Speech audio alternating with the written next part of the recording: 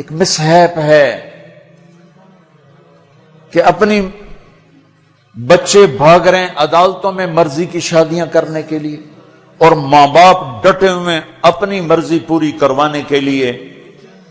یہ بھی نادان ہیں، وہ بھی نادان ہیں۔ ان نوجوانوں سے کہتا ہوں ایسا عشق نہ کرو کہ عدالتوں میں جا کے نکاح کر رہے ہو، ماں باپ کی دعا نہ ملی تو زندگی بھر کبھی بہار نہ دیکھو گے۔ اور ماں باپ سے کہتا ہوں ایسا ظلم نہ کرو بس یہیں تیری شادی کرنی ہے تو کرنے تو جہاں جاتا چلا جا، یہ ظلم بھی مت کرو۔ ہمارے دیس میں بیٹیوں سے کوئی نہیں پوچھتا کہ بیٹی یہ رشتہ ہے تیرا کر دیں۔ بیٹے تو آج کچھ روشن زمانہ آ گیا پھر بھی کچھ اکڑ مکڑ کر لیتے ہیں، لیکن دیہاتوں میں نہیں ہو سکتا، یہ ہمارے ماحول میں یہ کوئی نہیں ہے۔ اسے وہیں کرنی پڑے گی جہاں باپ نے کہہ دیا ہے۔ وہ اسے نہیں پسند، مجھے آ کر کہے گا، اسے کہے گا جی میں اتنے نہیں کرنا، لیکن میرا پیو ڈنڈا چاہیے کھلوتا میں کی کراں۔ یہ زیادتی اور ظلم ہے۔ اور کہیں بچے تو آواز اٹھا لیتے ہیں، بچیاں تو بول نہیں سکتی، گھٹ گھٹ کے مر جاتی ہیں۔ کوئی ماں باپ یہ سلیقہ نہیں رکھتا بیٹی یہ تیرا رشتہ آیا ہے ہم کر دیں، تیری پسند ہے ہم کر دیں۔ صرف بچیوں کو بتایا جاتا ہے، بتانے کی تکلیف بھی گوارا نہیں ہوتی، بس بھائی ہو گیا تیرا۔ ہمارے فیملی ٹرم بہت ذمہ دارہ فیملی، وہ بھی ہم ایک بچی کا فون ہے مجھے، ہمارا بہت پرانا تعلق، گھر جیسا، کہ مولانا مجھے اتنی تعلیم دلوائی، اتنے اعلیٰ کالج میں پڑھایا، اور مجھے فون آیا کہ تیرا اسی رشتہ کر چھڑیا ہے، بس اتھے کر چھڑیا ہے تو فلانی تاریخ نو تیرا نکاح ہے۔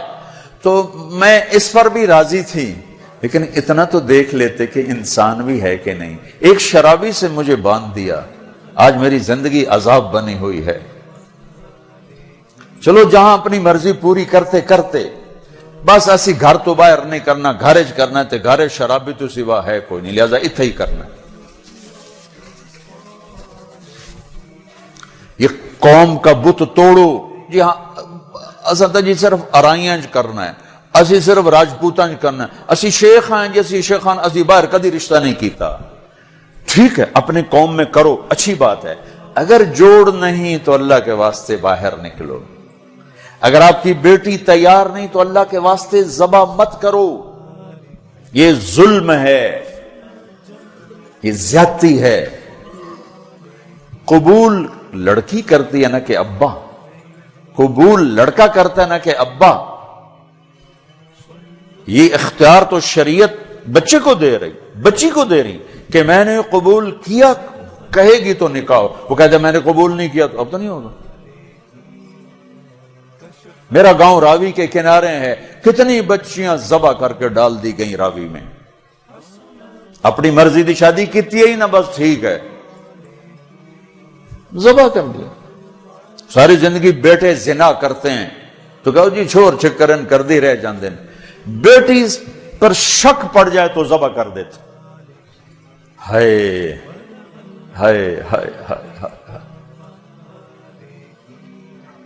میرے نبی نے آخری خطبے میں بیٹوں کے لیے نصیحت نہیں فرمائی تھی، عورت کے لیے نصیحت، تمہیں عورتوں کے بارے میں نصیحت کر کے جا رہا ہوں، آخری خطبہ تمہیں عورتوں کے بارے میں نصیحت کر کے جا رہا ہوں۔ ایسی درد بھری داستانیں میں جانتا ہوں، میرے دائیں بائیں ہوئی ہیں، ہو رہی ہیں۔ ماں باپ کو کہہ رہا ہوں کہ اللہ کے واسطے ماں باپ ہونے کا غلط فائدہ مت اٹھاؤ، باجی ایتھے ہی کرنا ہے، کھبے سجے ایسی کو نہیں کرنا، اسی قوم تو باہر نہیں کرنا، کرنا ہی تو کر نہیں تو بیٹھے رہو۔ میرے اپنے خاندان میں ہم چھوٹے چھوٹے کتنی بوڑھی ہماری پتہ نہیں دادیاں نانیاں جو بھی لگ دیاں پتہ نہیں کی لگ دیاں بغیر شادی کے مر گئیں کہ قوم میں رشتہ کوئی نہیں تھا، خاندان میں رشتہ کوئی نہیں تھا۔ یہ ستم آج میرے دیس میں ہے، یہ بھی ظلم ہے، صرف زمین دبانا ظلم نہیں، یہ بھی ظلم ہے۔ رشتہ رشتہ مانگنے والے علی اور مانگا جا رہا ہے فاطمہ کا، نبیوں کے بعد سب سے عظیم جوڑی علی و فاطمہ، تو آسمان پہ طے ہو چکا ہے. علی آ کر بیٹھ جاتے ہیں، شرم کی وجہ سے بول نہیں سکتے. آپ کو تو پتہ ہے کیوں آئے. علی کیسے آئے؟ چپ. فرمایا فاطمہ کے رشتے کے لیے آئے ہوگے؟ اچھی. تو ہم نے کہا انشاءاللہ. پہلے ایک حدیث سنو. میرے نبی نے کہا میں نے جہاں شادی کی، میں نے جہاں بیٹی دی، پہلے آسمان سے وحی آئی، پھر میں نے قدم اٹھایا.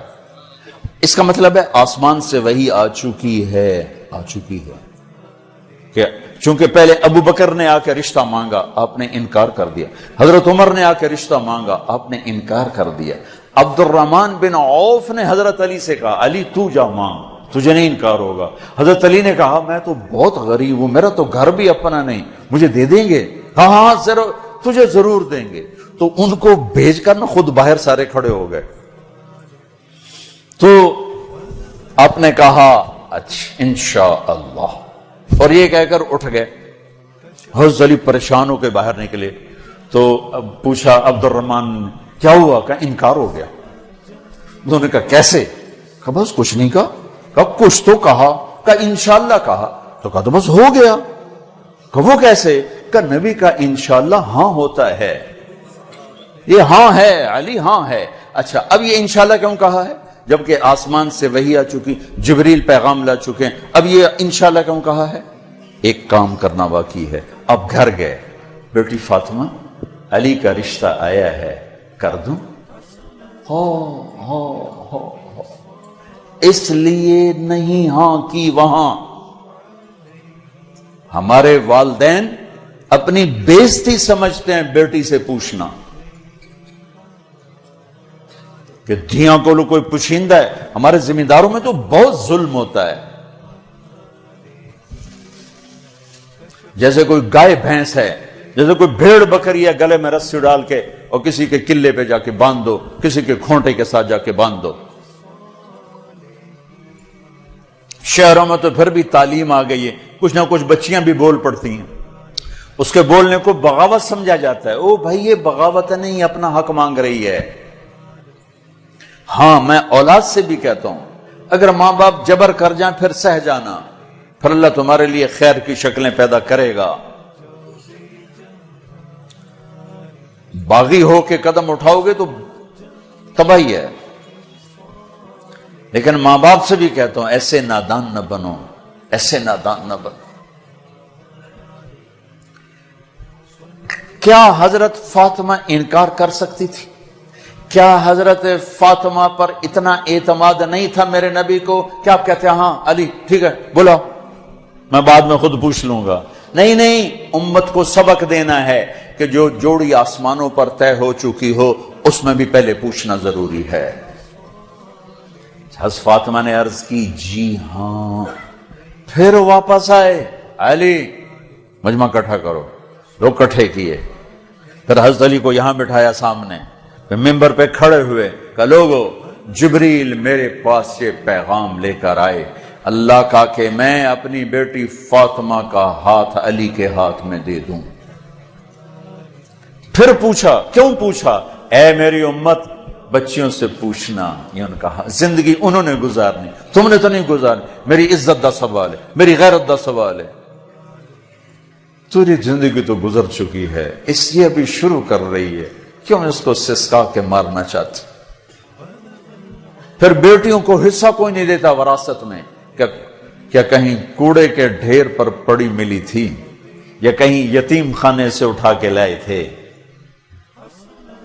یا کسی اور پیٹ میں اس بچی نے پرورش پائی یا کسی اور چھاتی کا دودھ پیا یا کسی اور پانی سے یہ بنی؟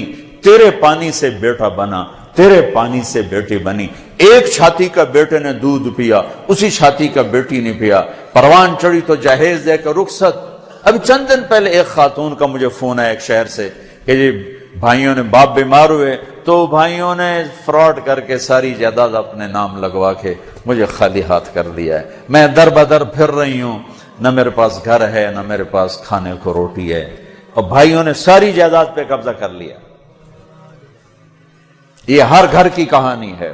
100 میں 100 یہ کر رہے ہیں. کوئی لاکھوں میں ایک ہے جو بچیوں کی وراثت کا اہتمام کرتا ہے. باپ مر گیا، ماں بیوہ ہو گئی، اگر باپ کی وراثت ہے تو 8واں حصہ ماں کا ہے، 8واں حصہ ماں کا ہے، 8واں حصہ ماں کا ہے۔ ماں کو یہاں تک مت پہنچاؤ کہ تمہارے سامنے یوں کرے، جس کی چھاتیاں لٹک گئی تمہیں دودھ پلاتے ہوئے، وہ یوں کرے کہ مجھے پیسے دو۔ اگر باپ کی وراثت ہے 8واں حصہ اس کو دو، نہیں ہے تو ٹھیک ہے، تو اس کا حق ہے، بیٹیوں کا حق ہے، انہیں دو۔ تمہارے بیٹے تمہارے لیے عذاب بن جائیں گے آخرت میں اگر بیٹیوں کو حق نہ دیا۔ تو ان پر مادی ظلم بھی ہے، جانی ظلم بھی ہے، روحانی ظلم بھی ہے۔ نہ جائیداد دیتے ہیں، نہ ان کی رائے لیتے ہیں، بھیڑ بکری کی طرح کسی کی کھرلی پہ باندھ کے آ جاتے ہیں۔ لوگوں، جبریل میرے پاس اللہ کا پیغام لائے ہیں، پھر نکاح کیا، 400 درہم 480 درہم دونوں ہیں۔ علی فاطمہ بنت محمد کو تمہارے نکاح میں دیا، قبول ہے؟ کہا جی قبول ہے، اور سجدے میں سر رکھ دیا، رب اوزعنی ان اشکر نعمتک التی انعمت علی، یہ دعا مانگی۔ اللہ کے نبی نے زور سے آمین کہا، پھر آپ نے سب کو شہد کا شربت پلایا یا چھوارے کھلائے، پھر رخصتی ہوئی، مہینے بعد، 6 ماہ بعد، سال بعد، یا فوراً، ساری روایات ہیں۔ حضرت علی آئے تو آپ کو اندر لے گئے، حضرت فاطمہ کا ہاتھ پکڑا اور علی کے ہاتھ میں دیا اور کہا، علی آپ کو نبی کی بیٹی مبارک، اللہ، آپ کو نبی کی بیٹی مبارک۔ پھر فرمایا، میری بیٹی، مجھے اپنے خاندان میں جو سب سے زیادہ محبوب تھا، میں نے تیرا ہاتھ اس کے ہاتھ میں دیا ہے۔ جن کے فیصلے آسمان سے ہو چکے ہوں اور جبریل آ کے سنا رہا ہو، وہ پہلے پوچھنے جا رہے ہیں، بیٹی کر دوں؟ ہماری کون سی یہ غیرت ہے، یہ کون سی عزت ہے؟ خاندان سے باہر اچھا رشتہ ملے کرو، خاندان کے اندر ملے وہ بہتر ہے، وہاں کرو۔ لیکن اگر خاندان میں جوڑ نہیں، باہر دیکھو، یہ ارائیوں کا بت توڑو، راجپوتوں کا بت توڑو، شیخ پٹھان بٹ جٹ پتہ نہیں کی کچھ بنائی پھر دن گرم مسالے، یہ بت توڑو، ان سے باہر نکلو۔ میرے نبی نے 2 بیٹیاں بنو امیہ کو دی، جن سے ٹکر ٹکر ٹکر ٹکر۔ حضرت زینب کا نکاح ابو العاص بن ربیعہ بن امیہ بن عبد شمس، امیہ کے پوتے کو اپنی بڑی بیٹی دی، اور عثمان بنو امیہ میں سے 2 بیٹیاں ان کے نکاح میں دی، رقیہ ام کلثوم۔ اور جب ام کلثوم پہ انتقال کریں گے تو فرمایا، اگر میری 100 بیٹیاں ہوتی تو میں 100 اور اس طرح مرتی تو میں ایک ایک کر کے عثمان کے نکاح میں دیتا۔ بنو امیہ میں بیٹیاں دی، ایک بیٹی فاطمہ اپنے گھر میں دی علی کو، اپنے خاندان میں شادی کی قریش، خاندان سے باہر برادری میں شادی کی عرب، ہلالیہ، مستلق، پھر برادری سے بھی باہر یہودی نسل میں شادی کی، حضرت صفیہ بنو اسرائیل میں یہودیوں میں سے۔ اپنے نبی کو تو دیکھو کیا کیا انہوں نے، ہم اپنے نبی سے بھی آگے جا چکے ہیں۔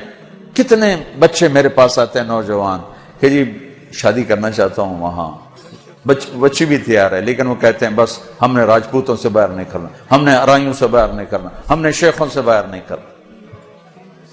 میں ان کو یہ کہ بھائی دیکھو بیٹا، کورٹ میرج سے بچنا کہ برکت نہیں ہوتی، اللہ سے مانگو، نہیں ہو تو پھر صبر کر کے پی جاؤ۔